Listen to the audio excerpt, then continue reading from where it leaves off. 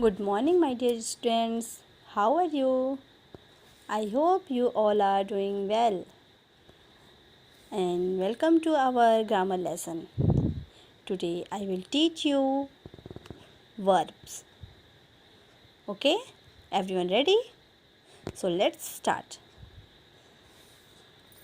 Verb. What is verb? Definition. A verb is a word that describe an action, an event or states of being. Verb जिसे हिंदी में क्रिया कहते हैं। क्रिया वह है जिसके माध्यम से सब्जेक्ट के कार्य या अवस्था की जानकारी मिलती है। Okay, example, he told me an interesting story. She is a doctor. This boy seems tired. She told me an interesting story. He told me, वह मुझे इंटरेस्टिंग रुचिकर कहानी सुनाता है। तो इसमें जो एक्शन वर्ड हो रहा है, एक्शन वर्ड जो किसी भी कार्य को किया जाता है, कर्ता के द्वारा कार्य को किया जाता है, सब्जेक्ट के द्वारा कार्य को किया जाता है, वो आपका एक्शन वर्ड होता है। तो क्रिया का होना हो रहा है, वो क्या कह रहा है, कहानी कह रहा है। तो यहाँ पर टोल्ड हमारा क्या हो गया, action word. Okay, she is a doctor. अब वह क्या है, सी इज़ अ डॉक्टर, वह एक डॉक्टर है। इसमें उसकी स्टेट बताया जा रहा है कि वह क्या है, तो वह डॉक्टर है। तो इज़ इसमें हमारा क्या हो गया, verb. This boy seems tired. अब इसमें भी यह लड़का थका हुआ दिख रहा है। तो इसमें भी हमारा स्टेट पता चल रहा है, अवस्था पता चल रही है कि वह लड़का कैसा है, कैसा दिख रहा है, थका हुआ। तो सिम्स हमारा क्या हो गया, state. Okay, a verb can be one word और मोर देन वन वर्ड। एक वर्ब कैन बी, एक वर्ड आपका वर्ब क्रिया एक शब्द भी हो सकता है या एक शब्द से ज़्यादा भी हो सकता है। It comes after the subject, और यह हमेशा सब्जेक्ट के बाद आता है। He writes a letter. Writes हमारा इसमें क्या हो गया, वर्ब हो गया कि वह पत्र लिखता है। तो इसमें क्रिया क्या हो रहा है, सब्जेक्ट को द्वारा क्या कार्य हो रहा है, लिखने का कार्य हो रहा है। तो वो पत्र लिखता है। तो राइट्स हमारा क्या हो गया, वर्ब हो गया। He is writing letter. वह एक पत्र लिख रहा है। अब इसमें भी हमारा पत्र लिख रहा है, इसमें क्रिया क्या हो गया, इज़ राइटिंग। तो इसमें दो वर्ब हो गए। ओके, इज़ भी हमारा वर्ब है और राइटिंग भी। इज़ हमारा हेल्पिंग वर्ब हो गया और राइटिंग हमारा डूइंग वर्ब हो गया। ओके, काइंड्स ऑफ वर्ब, प्रकार, क्रिया के प्रकार। Finite verb, non finite verb. Finite verb,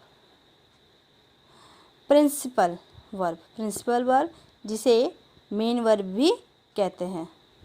linking verb, auxiliary verb. Finite verb के 3 काइंड्स हैं, प्रिंसिपल वर्ब जिसे मेन वर्ब भी कहते हैं, linking verb and auxiliary verb.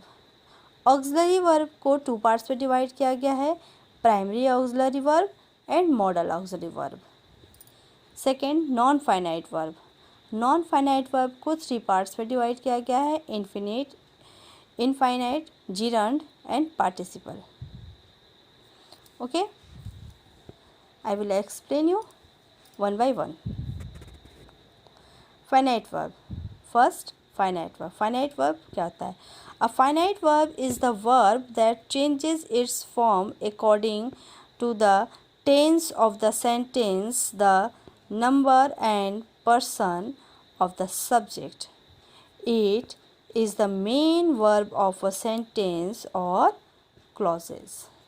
Finite verb वह वर्ब होती है जो सब्जेक्ट के बाद यूज़ होती है और सब्जेक्ट के नंबर और पर्सन के अकॉर्डिंग अपने आप को चेंज कर सकती है। सेंटेंस के पास्ट या प्रेजेंट होने पर वर्ब को चेंज किया जा सकता है। यदि किसी सेंटेंस में एक ही वर्ब है तो वह पूर्णतः फाइनाइट वर्ब होता है। यदि किसी सेंटेंस में एक ही वर्ब आता है तो पूरी तरह से फाइनाइट वर्ब ही होता है। ओके, एग्जाम्पल से समझते हैं। ही पेंट्स, तो इसमें आपका एक ही वर्ब आ रहा है, ही पेंट्स, वह पेंट कर रहा है, तो यहाँ पर आपका क्या हो गया, फाइनाइट वर्ब। वी पेंट, हम पेंट कर रहे हैं, तो यहाँ पर आपका फाइनाइट वर्ब हो गया। ही पेंटेड, वी आर पेंटिंग, हम पेंटिंग कर रहे हैं। एंड ही पेंटेड, यहाँ पर पेंटेड सब्जेक्ट के हिसाब से आपका चेंज हो गया।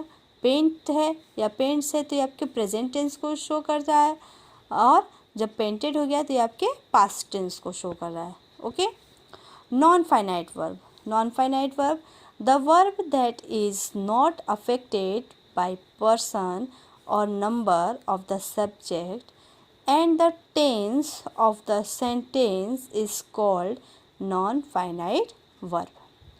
It acts as noun, adjective and adverb. Non-finite verb वह वर्ब होती है जिसमें सब्जेक्ट के नंबर का और उसके पर्सन का कोई प्रभाव नहीं पड़ता है और ना ही टेंस का कोई प्रभाव पड़ता है। Okay, example, I like reading books. He likes reading books. I liked reading books. In first example, like, देखिए इसमें like है ना, like की फॉर्म चेंज हुई है सब्जेक्ट एवं पर्सन के अकॉर्डिंग। सब्जेक्ट या पर्सन के अकॉर्डिंग like की फॉर्म चेंज हो गई है। सब्जेक्ट यहाँ प्लूरल है तो like आपका क्या हो गया, सिंगुलर हो गया। ही आपका सब्जेक्ट आपका सिंगुलर हो गया तो यहाँ लाइक्स आपका प्लूरल वर्ब की फिफ्थ फॉर्म हो गई। आई लाइक्ड यहाँ पर पास्ट टेंस हो गया। ओके, यहाँ पर सब्जेक्ट और पर्सन के अकॉर्डिंग लाइक को चेंज किया गया है। Like, likes and like are finite verb. और रीडिंग में कोई चेंजेस नहीं हुआ है, रीडिंग में कोई चेंजेस नहीं हुआ है, तो यहाँ पर रीडिंग नॉन फाइनाइट वर्ब है। जिस वर्ब में चेंजेस हो जाता है वो आपका फाइनाइट वर्ब होता है, और जिसमें कोई भी चेंजेस नहीं होता है वो आपका नॉन फाइनाइट वर्ब होता है।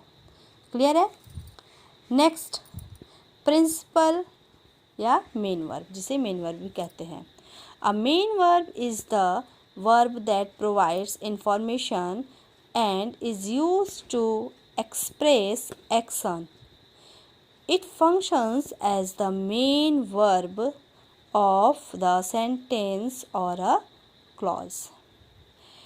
Main verb वह वर्ब होती है जो इंफॉर्मेशन देती है, provides the information, इंफॉर्मेशन देती है और एक्शन को रिप्रेजेंट करती है, जो हमें बताती है कि कुछ कार्य हो रहा है। मेन वर्ब हमें क्या बताता है कि कुछ कार्य हो रहा है। यह सेंटेंस की मेन वर्ब होती है।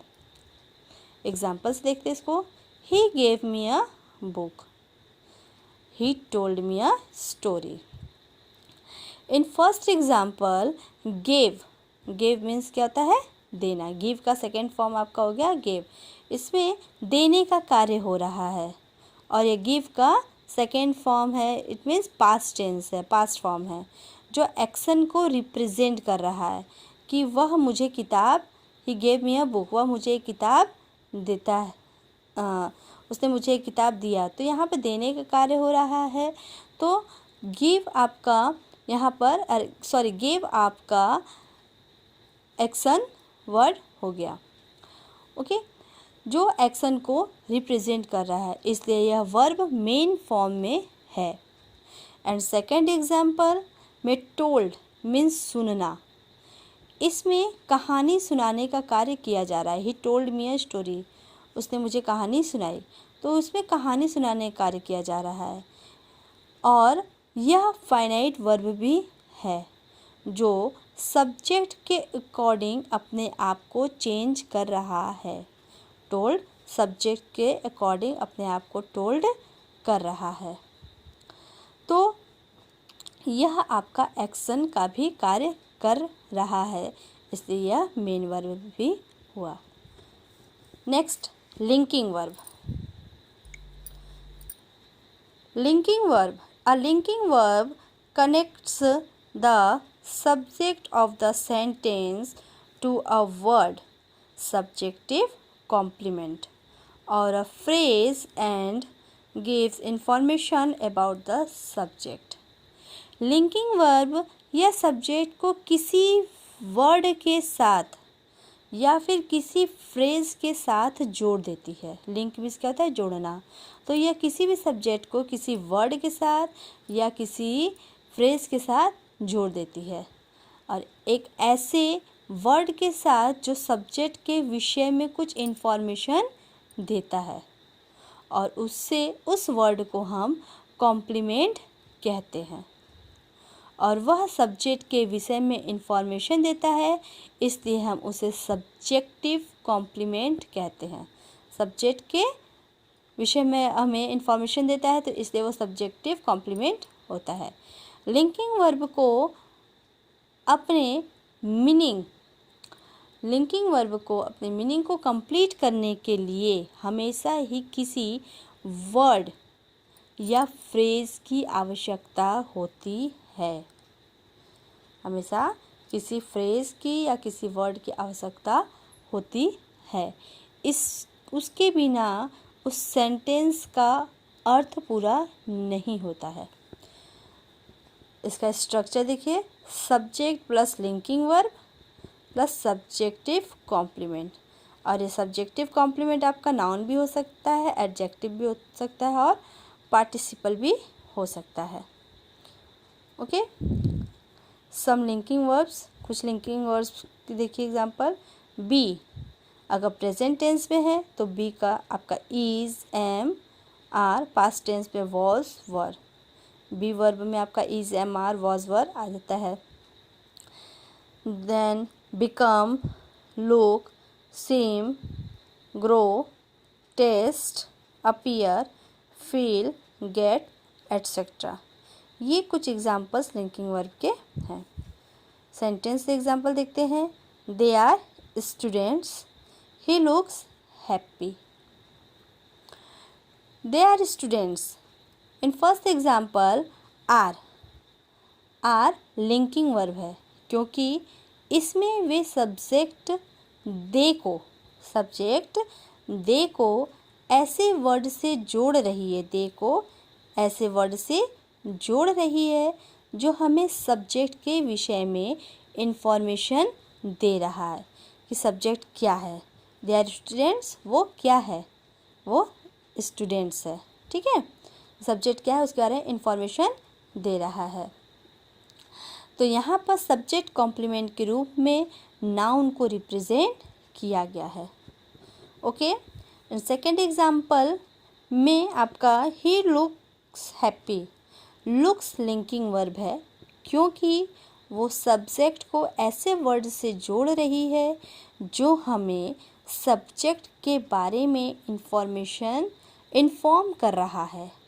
सब्जेक्ट के बारे में इन्फॉर्म कर रहा है कि वह हैप्पी, खुश दिखता है, तो वह आपको इन्फॉर्म कर रहा है कि वो कैसा दिख रहा है, हैप्पी दिखता है। तो यहाँ पर हैप्पी एडजेक्टिव है जो सब्जेक्ट कॉम्प्लीमेंट है। जैसा हमने बताया कि आपका सब्जेक्ट कॉम्प्लीमेंट नाउन भी हो सकता है, एडजेक्टिव भी हो सकता है और पार्टिसिपल भी हो सकता है। यहाँ पर लुक्स आपका क्या हो गया? एडजेक्टिव हो गया। नेक्स्ट, ऑक्सिलरी वर्ब और हेल्पिंग वर्ब। ऑक्सिलरी वर्ब जिसे हेल्पिंग वर्ब भी कहते हैं। Auxiliary verbs are the verbs that are used to help the main verb to express its meaning in according to with tense or mood. Auxiliary verb वह verb होती है जो main verb के साथ use किया जाता है। मेन वर्ब के साथ यूज़ किया जाता है टेंस या मूड को, और यह टेंस या मूड को डिफ़ाइन करने के लिए होता है। इसका यूज़ टेंस या वर्ब को डिफ़ाइन करने के लिए, टेंस या मूड को डिफ़ाइन करने के लिए होता है और ये दो प्रकार का होता है। There are two types. कौन कौन से? Primary auxiliary verb, second modal auxiliary verb. Primary auxiliary verb, primary auxiliary verb क्या होता है देखते हैं। Be, is, am, are, was, were. Do, do, does, did. Have, has, have, had. ये आपका बी वर्ड होता है जिसमें आपके is, am, are, was, verb, do, do, does, did और हैव, हैज़, हैव, हैड आते हैं। एग्जाम्पल, प्राइमरी ऑक्सिलरी वर्ब, इसके अंतर्गत बी को फॉर्म्स, डू की फॉर्म्स, बी की फॉर्म्स, डू की फॉर्म्स और हैव की फॉर्म्स आती है। ये किसी भी सेंटेंस में हेल्पिंग एवं मेन वर्ब, हेल्पिंग एवं मेन वर्ब दोनों के रूप में यूज़ किया जा सकता है। Example, they are playing, I have a dog, I do my work. Example first में आपके दे आर प्लेइंग, वे खेल रहे हैं, इसमें कार्य हो रहा है इसलिए खेलने का कार्य हो रहा है, तो इसलिए इसमें प्ले मेन वर्ब है, प्ले आपका मेन वर्ब है और आर आपके हेल्पिंग वर्ब है जो टेंस को डिफाइन करने के लिए यूज़ किया गया है। आर से हमें पता चल गया कि ये कौन सा टेंस है, प्रेजेंट टेंस है।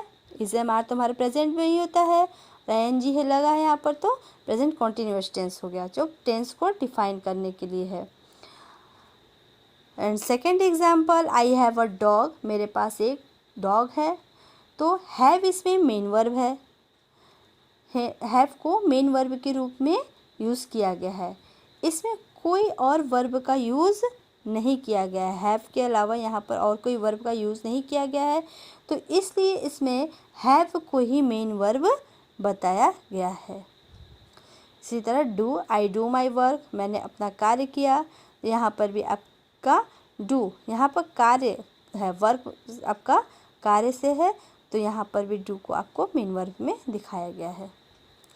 Okay, then modal auxiliary verb. Modal auxiliary verb, a modal verb is verb that is used with the main verb to indicate mood or tense. Modal auxiliary verb वो verb होती है जो mood और tense को बताने के लिए main verb के साथ यूज़ की जाती है, मूड और टेंस को बताने के लिए। जैसे आपका इसमें can, could, may, might, will, would, shall, should, must, ought to, need, used to, ये आपके एग्जाम्पल्स हैं मॉडल ऑक्सिलरी वर्ब के। You can jump, in sentence example, you can jump, तुम जंप कूद सकते हो, तो इसमें आपका कैन आ गया, तो कैन आपका क्या है, मॉडल ऑक्सिलरी वर्ब, और जंप आपका क्या हो गया, main verb. It may rain today, so may आपका यहाँ पर मॉडल ऑक्सिलरी वर्ब हो गया और रेन आपका main verb. Okay, non finite verb, non finite verb में आपका आता है इन्फिनिटिव, जीरंड, पार्टिसिपल, ये तीन आपके नॉन फाइनाइट वर्ब में आते हैं। Infinitive, an infinitive is a verb form that acts as a noun, an adjective or an adverb in a sentence. It is formed with 2 plus base form. Base form means verb की first form of the verb. Infinitive verb वह form होती है जो किसी भी sentence में noun, adjective, adverb के रूप में यूज़ किया जाता है और इसका स्ट्रक्चर होता है 2 plus base form, means 2 plus verb की फर्स्ट फॉर्म। ओके, इन्फिनिटिव दो तरह की होती हैं। एग्जाम्पल से पहले इसको देखते हैं। To play, to eat, to write, to buy etcetera, ये इसके एग्जाम्पल हैं। किसी भी मेन वर्ब के साथ टू का यूज़ किया जाता है। आई लाइक टू स्विम, मुझे तैरना पसंद है।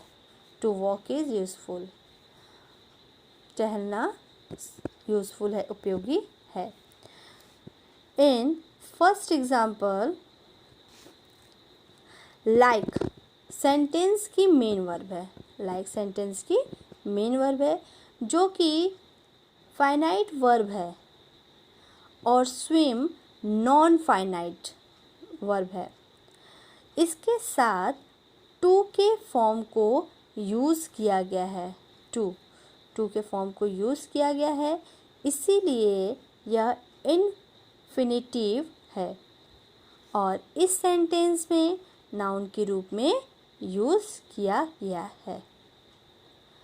And second example, to walk is useful.